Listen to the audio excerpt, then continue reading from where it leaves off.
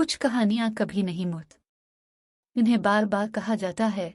ऐसी ही एक कहानी हीर और रांझा की है। अब तकरीबन 6 सदियां पुरानी है।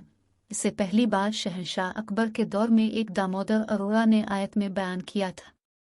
दामोदर झंग का रहने वाला था, जहां ये कहानी बड़े पैमाने पर मबनी है, और उसने इसे एक राजा राम खत्री से सुना था, जो इस सारे वाक़ये का ऐनी शाहिद समझा जाता है। तब से लेकर अब तक इसे मुख्तलिफ और मुख्तलिफ ज़ुबानों में, आयत और नस्ल दोनों में बयान किया गया है। सिंधी, हरियाणवी, हिंदी, उर्दू, फारसी और अंग्रेज़ी में कई दीगर के अलावा 1766 में वारिस शाह की तरफ से सबसे ज़्यादा काबिल ज़िक्र दास्तानें आईं। सिर्फ फारसी में इस कहानी के 20 से ज़्यादा नुस्खे हैं और उर्दू में 15 से कम नहीं। रांझा एक ज़मींदार का बेटा था और दरियाए चनाब के किनारे तख्त हज़ारा में रहता था। हीर झंग की एक और खुशहाल शख्स की बेटी थी। दोनों जवान थे, दोनों खूबसूरत थे और दोनों का मुकद्दर पुरजोश मोहब्बत और मसाइब में पड़ना था, क्योंकि मसाइब कभी हकीकी मोहब्बत करने वालों का मुकद्दर रहा है। नौजवान रांझा के पास दुनियावी सलाहियतें ज़्यादा नहीं थीं, लेकिन वो एक अच्छा चरवाहा और बांसुरी बजाने वाला था। वालिद की वफ़ात के बाद उन्हें ख़ानदान पर बोझ समझा जाता था। इसके भाइयों ने इसके साथ बुरा सलूक किया और उसे आबाई ज़मीन में मुनासिब हिस्सा देने से इनकार कर दिया। गुस्से में वो घर से बाहर निकल गया। घर में रहते हुए रांझा ने एक ख्वाब देखा और उसने ख्वाब में एक गैर मामूली खूबसूरत लड़की का ख्वाब देखा। वो इससे मुतासिर हुआ और इससे मिलना चाहता था। चुनांचे जब वो अपने घर से निकला तो उसने मुल्तान की तरफ जाने का फैसला किया, ताकि मशहूर 5 पैरों से तसल्ली हासिल की जा सके और उनसे अपनी ख्वाब वाली लड़की का ठिकाना मालूम किया जा सके।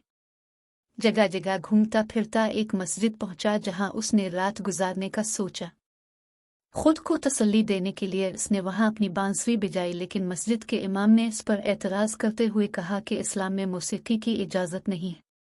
जब उसने अपनी ये मंतिक पेश की कि मौसीकी कोई मजहब नहीं जानती और वो एक तकलीफ दे रूह को तस्कीन दे सकती है, तो इमाम ने अक्ल देखी और इसे वहां रात गुजारने की इजाज़त दी। इसके बाद रांझा झंग में जगह जगह घूमता रहा, किसी आशिक की तरह।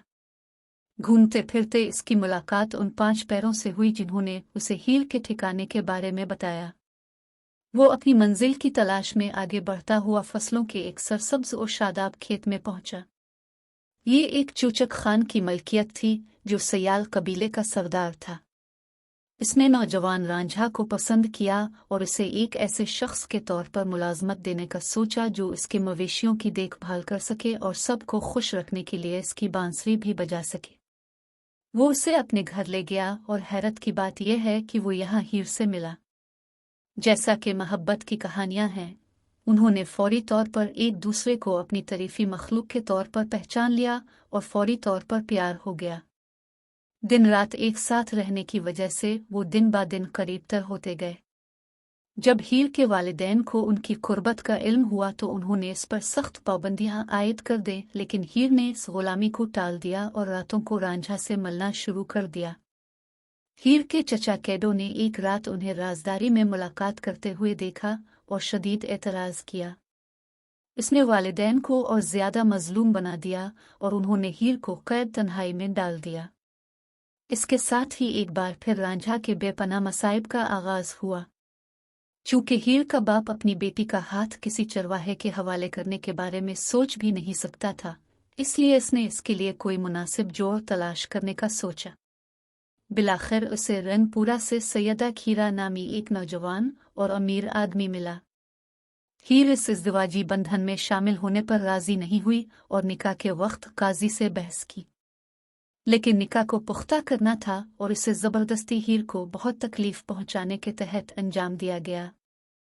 इसे इसके शौहर और भैंसों के रेवड़ समेत शादी के तमाम तहाइफ के साथ इसके नए घर भेज दिया गया। भैंसों की रांझा से इतनी दोस्ती हो गई थी कि वो इसके बगैर नहीं हिलती थी। कोई चारा न बचा, रांझे को भैंसों के साथ उनकी देखभाल के लिए भेजना पड़ा। इज़्दिवाजी बंधन में बंधने के बाद भी नाराज़ हीर ने अपने शौहर की कोई फिक्र नहीं की और रांझा से छपकर मुलाकात करती रही। जब बात फैली और लोग गुपशुप करने लगे तो रांझे को रंगपुरा से बाहर भेज दिया गया। इससे हीर की तकलीफ कई गुना बढ़ गई। वो आंसू बहाने लगी और जुदाई में दुख सहने लगी। रांझा फिर वीरान जगहों पर भटकने लगा।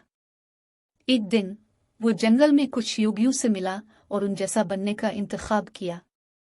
एक दिन वो सैयदा के गांव में एक योगी के भेष में दाखिल हुआ जिसके कान छेदे हुए थे और कानों की लो में अंगूठी लटकी हुई थी। हीर आसानी से समझ सकती थी कि ये योगी कौन है। उसने सैयदा बहन से मदद मांगी जो हीर और रांझा दोनों से हमदर्दी रखती थी। इसकी मदद से इसे रांझा के साथ रंगोपड़ा से भागने का एक मौका मिला। ताहम दोनों रास्ते में पकड़े गए।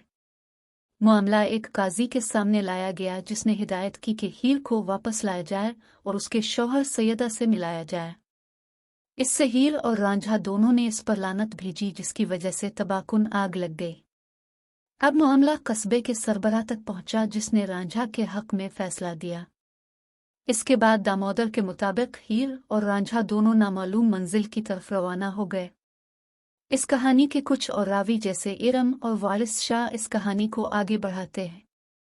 इरम के मुताबिक हीर और रांझा दोनों को कस्बे के सरबराह के फैसले के बाद हीर के घर लाया गया जहां उसके वालिदैन ने उनकी शादी करने पर रजामंदी जाहिर की। ताहम यह सिर्फ एक धोखा था। उनकी शादी के दिन हीर के चचा कैडो ने हीर की मिठाई में जहर मिला दिया जो उसकी शादी के बजाय उसकी मौत का बाइस बनेगा। कैडो अपने मज़मूम मंसूबे में कामयाब हो गया और हीर ने मीठा चुकेते ही दम तोड़ दिया। एक दिल शिकस्ता रांझा भी वही मीठा चखने और इसी अंजाम को पाने के लिए बनाया गया था। एक और हकायत के मुताबिक कस्बे के सरबराह ने रांझा के हक में फैसला सुनाने के बाद इसे हजारा भेजा कि वो इसकी शादी की तैयारियां करें और दुल्हन बनकर हीर के घर आएं। अपनी शादी की तैयारी के दौरान उसे हीर के जहर खाने का इल्म हुआ। एक तबाहल रांझा झंग की तरफ भागा लेकिन सिर्फ उसे मुर्दा देखकर। इस इंतहाई अजियतनाक लम्हे को बर्दाश्त न कर सका। रांझा ने वही मीठा चखने में कोई वक्त नहीं लगाया जिसे हीर ने धोखे से चखाया था। एक सच्चा और सच्चा आशिक जो कि रांझा था वो इसके साथ गिरा और मौत के वक्त हीर से मिलने के लिए आखिरी सांस ली। हीर और रांझा वाकई जिंदगी में एक दूसरे के साथ नहीं मिल सके लेकिन हकीकत में वो मौत में मिल गए। वो हीर के आबाई शहर झंग में मदफून हैं। वो जिंदगी और मोहब्बत में मोहब्बत के चाहने वाले और मद्दाहों की तरफ से आते हैं।